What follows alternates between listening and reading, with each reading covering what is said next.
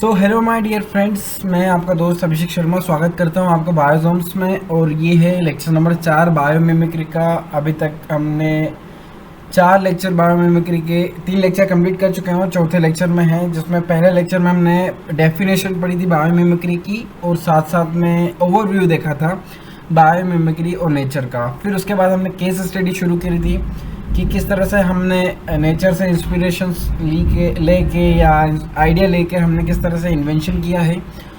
तो पहले case study में हमने बुलेट ट्रेन के बारे में पढ़ा था, दूसरी केस स्टडी में हमने वेलक्रो के बारे में पढ़ा था और अब तीसरी स्टडी में हम क्या पढ़ने जा रहे हैं थोड़ी देर में आपको पता चल ही जाएगा। तो शुरू करते हैं आज का बायोलॉजिकल मुद्दा, बायोमिमिक्री का केस स्टडी थर्ड।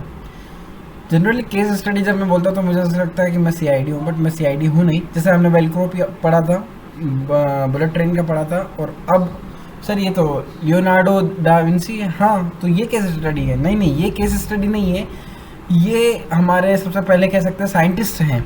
ठीक है, तो मेनली मैं क्या पढ़ने जा रहे हैं आज अपन वो पहले बता देता हूँ। हम फ्लाइट के बारे में, जो एरोप्लेन है, जो फाइटर जेट्स हैं, इनके बारे में पढ़ते हैं कि किस तरह से पहला फ्लाइट बना था, किस तरह से पहला एरोप्लेन बना था। ठीक है, तो सर वो तो राइट ब्रदर्स ने बनाया था। हाँ, उनकी बात भी करेंगे। सबसे पहले हम लियोनार्डो डा विंची की बात करते हैं। मैंने ऐसा कोई गलत स्लाइड नहीं डाला है कि मजाक कर देता हूँ थोड़ी देर में, ऐसा नहीं।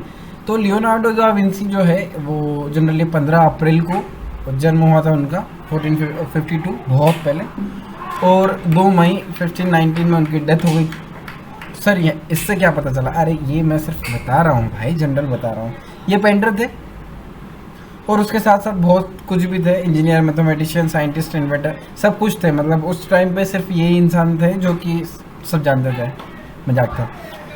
तो ये एक इंजीनियर थे, एक जियोलॉजिस्ट थे, एक कार्टोग्राफर थे, बॉटनिस्ट भी थे।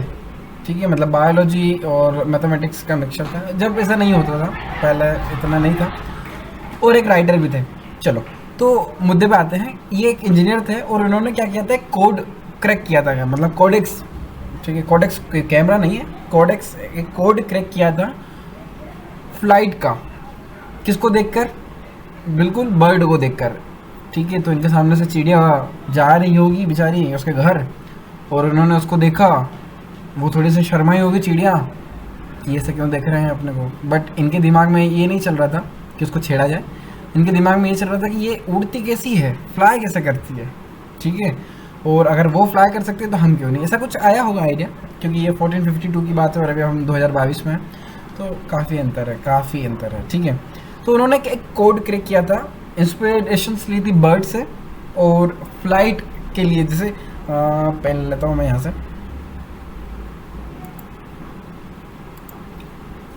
तो ये देखो, ये इस तरह से उन्होंने, अब देखो यहाँ पे क्या लिखा हुआ है, ये पढ़ो।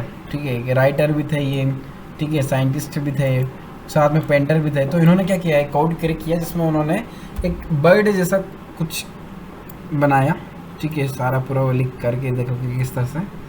और उन्होंने एक आइडिया दिया था कि अगर बर्ड फ्लाई कर सकती है, अगर पक्षी उड़ सकते हैं, तो हम क्यों नहीं।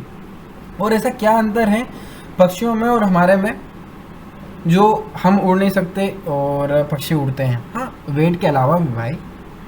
तो इस तरह से एक आइडिया दिया था। अब बात करते हैं बिल्कुल राइट ब्रदर्स की।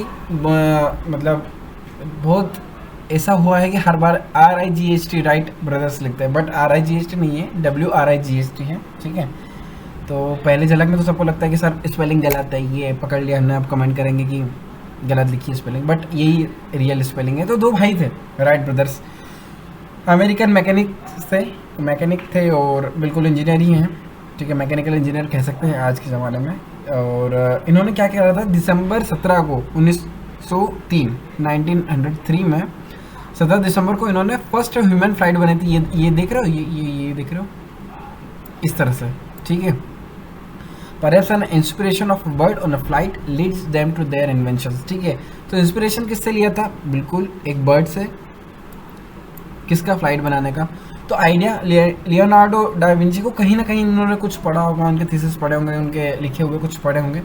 उसके बाद इन्होंने भी बर्ड्स को देखा फ्लाई करने वाला, वो ये पूरी स्टोरी देखी होगी या सोची होगी, और इन्होंने फर्स्ट ह्यूमन फ्लाइट का आविष्कार किया, इन्वेंशन किया फर्स्ट फ्लाइट का। और आज हम जो एरोप्लेन में बैठ रहे हैं शायद इनकी ही देन कह सकते हैं एक तरह से, क्योंकि अगर ये नहीं सोचते तो और कोई भी सोच सकता था, ऐसा कोई दिक्कत नहीं है। बट अगर ये ही हैं फादर ऑफ फ्लाइट कह सकते हैं, ठीक है, फर्स्ट ह्यूमन फ्लाइट इन्होंने ही उड़ाया था। हो सकता है इन दोनों में से ये एक हो, ठीक है। तो मतलब एक हमको भी इनसे इंस्पिरेशन लेना चाहिए कि भैया मैं अगर उड़ाऊँगा और मैं भी हवा में रहूँगा, मान लो वहाँ से मैं गिर गया तो जान का खतरा है, बट जान को जोखिम में डालते हुए उन्होंने इन्वेंशन कर दिया, ठीक है। तो अपना कंफर्ट जोन छोड़ के उन्होंने कुछ हट के कर दिया, और आज देखो पूरी दुनिया इनके नाम गाती है, ठीक है। तो क्वेश्चन है कि पूरी पुष्पक विमान, जो रामायण में पुष्पक विमान या पुष्प विमान होता था, वो भी तो फ्लाइट की तरह उड़ता था। उसमें भी भगवान लंका से अयोध्या आए थे, तो वो क्या था फिर? रामायण तो इनसे पहले हो गई थी। तो उसके बारे में थोड़ा सा अगर आपको जानकारी हो तो प्लीज़ कमेंट करें, फिर अपन उस पर भी डिस्कस करेंगे। तो इस तरह से एरोप्लेन की खोज हुई थी, इस तरह से फ़्लाइट की खोज हुई थी, ठीक है।